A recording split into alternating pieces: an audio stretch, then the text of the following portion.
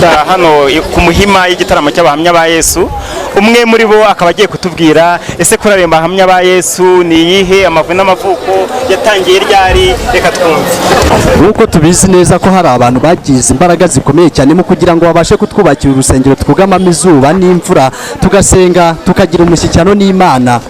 Ni nako n'ubundi habayeho abagabo batari benshi cyane bagize igitekerezo cyo kwishyira hamwe, hanyuma bakagira uruhare rwo kugira ngo bafunde korali yiswe abahamya ba Yesu Family Choir.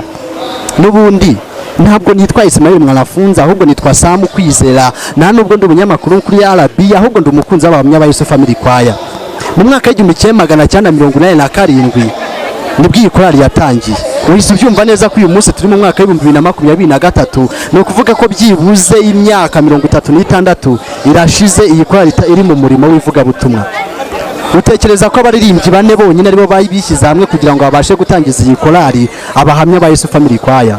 Yego, wabyumvise neza, ariko uyu munsi mu mwaka w'2023 abahamya ba Yesu Family Choir igizwe n'abaririmbyi bagera muri 54, ariko kandi harimo n'abandi batarakirwa mu itorero. Abo nkubwiye 50 basaga ho gato nabamaze kwakirwa n'itorero.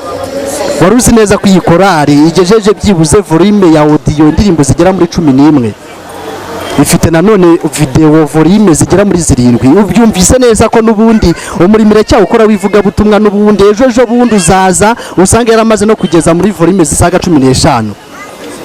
None mu ndirimbo zayo nyinshi abantu bakunze kumva bakazikunda harimo witwa Yesu, Umugenga, Ibarura ndetse n'izindi. Ntabwo wenda nshoboye kuririmba mba nkuririmbiye mugahita wibuka neza izo ndirimbo zayo, ariko nawe urabyumva neza kuko ndabizi neza ko ufite smartphone, ujya winyabya ukajya ku mbuga nkoranyambaga hanyuma ugasacingamo ngo abahamya ba Yesu Family Choir ukabumva. Nubwo izi ngizi arizo twakunze kumva tukanazikunda cyane, ariko nzi neza yuko uyu munsi mu gitaramo cyawo wabashije gukurikira hari izindi ndirimbo wabashije gukunda, nanjye ntabasha kukwibutsa. Uribuka nyuma yuko iyi korali itangiye kwishyira hamwe, yahise itangira n'igikorwa cyo gukora igitaramo, aho igitaramo cya mbere yagikoze mu mwaka w'1948. ni ukuvuga ko yari imaze umwaka umwe imaze gutangira. Yatumiye icyo gihe korali yitwa Abagenzi n'iyitwa Abasaruzi. Iki gihe ntabwo yigeze itangirana indirimbo nyinshi, ariko byibuze indirimbo ya mbere nabasha kukwibutsa yatangiranye nayo ni indirimbo yitwa Yewe Betelehemu. Iyo ndirimbo nushaka no kuyumva n'ubundi urabasura hanyuma uyumve. Uwayiririmbye bwa mbere n'umugabo witwa Mutabazi, nanone wabarizwaga mu bagabo bane cyangwa se abantu bane bishyize hamwe kugira ngo babashe kugira igitekerezo cyo gutangiza iyi korali abahamya ba Yesu Family Choir.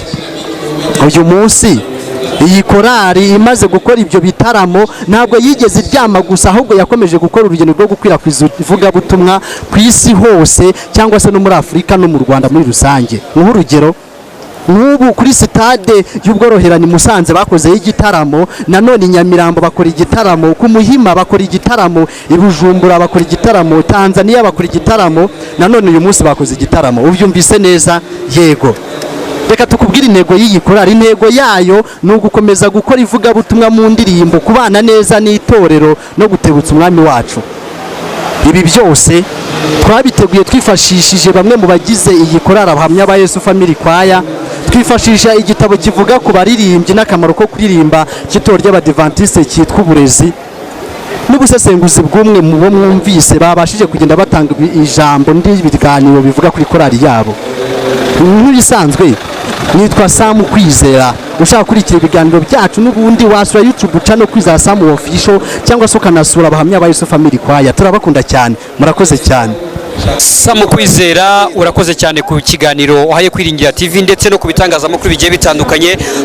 Hari Umurinzi TV online, hano hari Forlan Dutiye ni Gospel News, nawe twamwakiriye, nawe ni mu bari bitabiriye kino gitaramo. Samu, icyo nakubaza ngira ngo hari utegura bino bintu kugira ngo bitubwiye muri kano kanya, ese hari uwabikubwiye cyangwa wowe ubwawe ni ibyo wicaye uratekereza?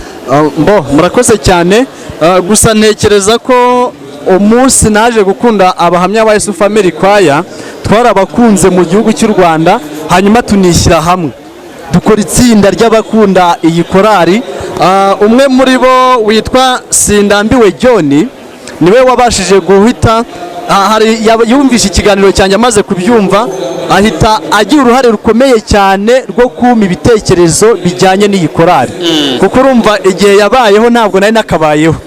Navutse imaze imyaka igera muri 11 ibayeho, bityo uyu Sindambiwe John yabaye umugabo ukomeye cyane kugira ngo ibi bitekerezo mwumvise muri introduction yayo. Murakoze cyane. Yego.